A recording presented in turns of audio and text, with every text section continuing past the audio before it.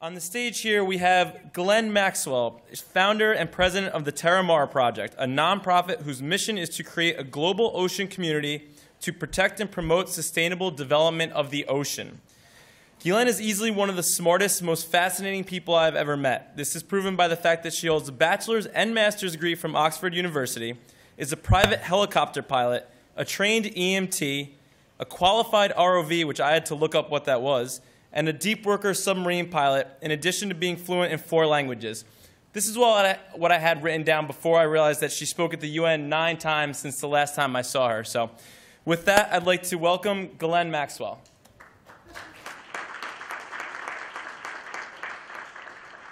Thank you. Excellent. Good afternoon. I noticed that my speech today was leveraging technology to create a global ocean community. I'm going to change that on you, and I'm going to leverage technology to create a new country. Now, I know I speak with a funny accent, and so yes, I did say country, not company.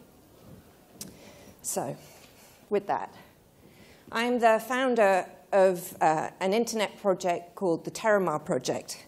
It's an ocean-based digital platform which I'm going to be talking to you about. I just want to go back briefly to talk to you about why I got involved in the ocean, and because I think it's important to have history. So I started diving when I was 9, having become passionate about the ocean, watching Jacques Cousteau on TV. And it led to a lifelong exploration around the ocean that ultimately ended with me becoming a deep worker submersible pilot. On one of my first submarine dives, I was absolutely so excited. I thought, my goodness, I'm going to see a new sea creature. I'm going to be this amazing explorer. And off I was. I went down into the deep. And I went down to over 1,500 feet. And at 1,500 feet, I switched on the lights, hoping to see a new mythical sea creature, but in fact what I saw was a plastic hanger. I was so absolutely devastated, but it was at that moment that I realized that I was really going to dedicate the rest of my life to taking an involvement with and bringing an education around the ocean. So I just want to ask everybody here a quick question. If I told you that you own something versus rent it, would you care for it more, look after it more if you owned it than if you didn't own it? Please, if you think that you'd look after something more if you owned it, raise your hands. Well, I think that's about 100%. So the good news is that I want to tell you that you actually own 45% of the planet. So let's quickly just look at this map. 71% of the planet is ocean. 64% of that ocean lies outside of any single country's jurisdiction. And under the law, that 64% of the ocean belongs to each and every one of you in this room. It's called your global commons. So the assets of that 64% are yours. The fish, the oil, the gas, the diamonds. Now, this part of the world is just becoming is just coming into focus. Think about the Malaysian plane that went missing. Think about endless hours on CNN and TV and every news network that focused on this area as they were looking for the plane. Every day we heard, we found the plane, we found the plane, we found some piece of garbage floating. And it turned out, in fact, no, it wasn't the plane. It was just some ocean trash. Today, if you open your newspapers, the front page of your newspapers are focused on clashes between China and the Philippines, and China and Thailand on ocean-related issues. So the ocean is the next frontier. It's the next big debate. It's the next big grab of space, of ocean space, if you will. America alone has about the size, 2.5 times the size of the Louisiana Purchase to be had through the continental shelf issues. Why is the ocean so important to us? Outside of the fact that under there lie millions of dollars or billions of dollars of assets and the fish, I'd like you all to take a huge, deep breath. Inhale. Exhale. One more time. That second breath was created for you by the ocean. It also creates 98% of our rainfall, and it drives and controls all of our weather. So if it's unhealthy or is in trouble, we can understand that it has a net knock-on effect on how we live our lives today. We have also, it feeds also 16% of the global population on a daily basis. And I'm just going to pick 3 of the problems that face the ocean. One is overfishing, and you might think, why is that a problem? It's because if you take out the largest fishing net in the world today, the mouth of it alone can hold 12 Boeing 747s in its mouth. And you can imagine how much fish that thing can just suck up. And the issue with overfishing is that it is removing key species from the ocean that the ocean needs to be productive. That little picture on the side there with all those little critters floating around in it, that's 1 drop of ocean on somebody's finger. And all those little microbes are what create the oxygen, what feed the fish, that have little planktons in them. And that's just 1 tiny drop.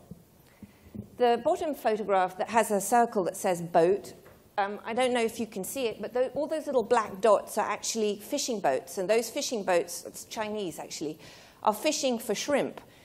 Now, if you can imagine, that's not going to, if you're a shrimp and you see this armada coming, you know you're going to get eaten that day because there is no surviving that armada of fish. The super unattractive picture here with sort of flotsam on it, that's called a dead zone. There are about 450 of those and counting. It's just areas where there's not enough oxygen to support life. So the question is, how do we address some of these problems? And I think we care because if we don't care, we can't breathe, we can't eat. It has a very important effect for all of us.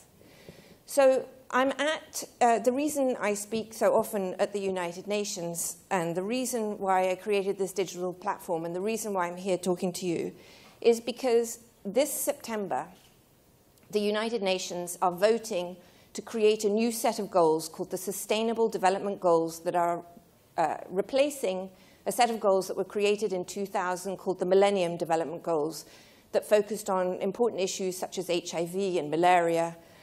And the Sustainable Development Goals currently, which will be the roadmap for the next 15 years on our planet, do not mention the ocean. And I say to myself, how is it possible? How is it possible that a roadmap for sustainability of our planet, of which 71% of our planet is ocean, does not contain the word ocean? And so I thought to myself, that's just mad. And for the next generations that come after us, that's just not going to happen like that. We can't allow that to happen. So I created the TerraMar Project, which is this digital platform, and create symbols such as, I think we can all understand, this is I love the ocean. Now, each and every one of you in this room has a network. You are on Twitter, you're on Facebook, and this is the new way to communicate. The way that we normally think about the commons is the tragedy of the commons, if we even think about it at all. But I think we have a unique and amazing opportunity today to turn what has always been known as the tragedy of the commons into the first success of the commons. And that's because of each and every one of you in this room has the power and the ability to change the way that we think about this world and our oceans and the part that you own, because you own it. It is yours, and you do have a decision to make. So because you own that 45%, I created a pledge. And the pledge is that you love the ocean, and when you say yes, you love the ocean, you receive a digital passport. And the passport is how I connect you to the global commons. And it's how I then go to the United Nations and say, yes, we have X thousand people who care enough that signed in, that got a passport, and then shared it with 1, 2, 3, 100, 1,000, 1 million of their friends. And we are going to create a global community, because I don't see the things that divide us. Normally what divides us, creed, color, caste, religion, sex, age. I don't see those things. I see us as one species with one home and one common destiny. And I don't see multiple oceans. I don't see the Atlantic, the Pacific, the Mediterranean. I see one ocean because ultimately everything is connected as we are. But if we don't participate in it, we don't use social media, which is the new tool for connecting each and every one of us and connecting us and our friends across the globe, we're not going to make it. So we have other tools for engagement on the site, which is how I try to grow the site. So because you do own the ocean, I wanted to, and I worked with Google on this, who helped me start this project. You can actually sponsor and own a piece of the ocean. Obviously, I'm not selling the ocean. It's only a digital representation. But you get to buy a piece of the ocean on here. You get to tell a story about it.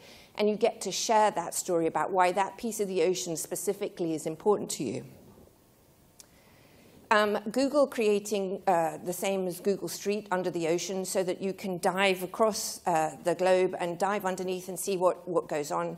And I have multiple areas that you can dive under the ocean and have this extraordinary 3D image that's fully 360 degrees and look where you're going to dive. And eventually, there will be many more of these places. So when you decide you want to go to visit some place in Bali or you want to go to Monterey or wherever you want to go, you should be able to go see what am I going to see in the ocean. And frankly, if you don't like diving, you don't like the sea, you can go and have a look at it. It's so gorgeous.